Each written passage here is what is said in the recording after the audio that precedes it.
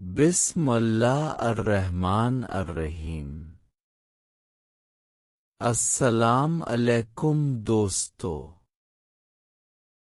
ایک مرتبہ سلطان صلاح الدین ایوبی رحمت اللہ علیہ بھیس بدل کر مصر کے شہر قاہرہ میں ایک طبیب کی دکان پر کچھ خشک جڑی بوٹیاں خریدنے گئے۔ وہاں سلطان نے ایک عجیب و غریب منظر دیکھا۔ سلطان نے دیکھا کہ ایک 22 سالہ نوجوان دوڑتا ہوا طبیب کے پاس آیا اور کہا، طبیب صاحب جلدی چلیں، ایک نوجوان اپنے پیٹ میں خنجر گھونپ کر خودکشی کرنا چاہتا ہے۔ ہم نے بڑی مشکل سے اسے روکا ہوا ہے۔ اگر اسے بے ہوش نہ کیا گیا تو وہ اپنی جان لے لے گا۔ یہ سن کر سلطان بہت حیران اور پریشان ہو گئے کہ آخر ایک نوجوان اپنی جان کیوں لینا چاہتا ہے۔ اسی دوران سلطان کے دل میں اٹھنے والا سوال طبیب نے نوجوان سے پوچھ لیا کہ کیا وہ پاگل ہے یا اس کا دماغ ٹھیک نہیں جو خود کو مارنا چاہتا ہے۔ اس نے کہا، نہیں طبیب صاحب، وہ نوجوان پاگل نہیں ہے، وہ مسجد کا امام ہے، بلکہ قاہرہ کے ایک بڑے مدرسے میں بچوں کو اعلیٰ تعلیم دیا کرتا تھا۔ مگر معلوم نہیں اچانک اس کی زندگی میں ایسا کیا ہوا کہ اس نے سب کچھ چھوڑ دیا اور اب اپنی جان لینے پر تالا ہوا ہے۔ یہ سن کر سلطان کے رونگٹے کھڑے ہو گئے۔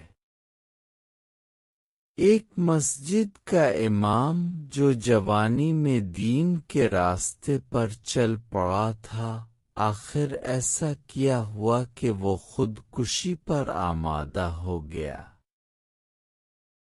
چنانچہ سلطان صلاح الدین ایوبی بھی خاموشی سے طبیب کے پیچھے چل پڑے۔ طبیب آگے آگے جا رہا تھا اور سلطان اس کے پیچھے تھے۔ وہ نوجوان طبیب کو ایک چھوٹی سی جھونپڑی میں لے گیا۔ طبیب اندر داخل ہوا اور اس نوجوان امام کو دوا پلائی، جس کے بعد وہ بے ہوش ہو گیا۔ سلطان جھونپڑی کے دروازے پر کھڑے سب کچھ دیکھتے رہے، مگر اس وقت اندر جا کر کچھ پوچھنا ممکن نہ تھا، اس لیے سلطان واپس لوٹ گئے۔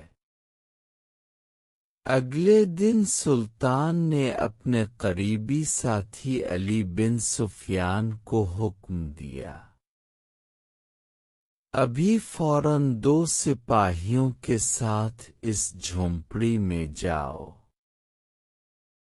وہاں ایک نوجوان رہتا ہے جسے لوگوں نے رسیوں سے باندھا ہوگا۔ انہیں کہنا کہ سلطان کا حکم ہے کہ اس نوجوان کو، جو مسجد کا امام بھی ہے، حفاظت کے ساتھ سلطان کے سامنے پیش کیا جائے۔ جب علی بن سفیان وہاں پہنچے تو واقعی وہ نوجوان رسیوں میں جکڑا ہوا تھا۔ علی بن سفیان یہ دیکھ کر حیران رہ گئے کہ اس کے چہرے پر نور تھا، گھنی داڑھی اور زلفیں تھیں، مگر حالت بکھری ہوئی تھی۔ سپاہیوں نے اسے اٹھایا اور سلطان کے دربار میں لے آئے۔ سلطان نے پوچھا، بتاؤ تم کو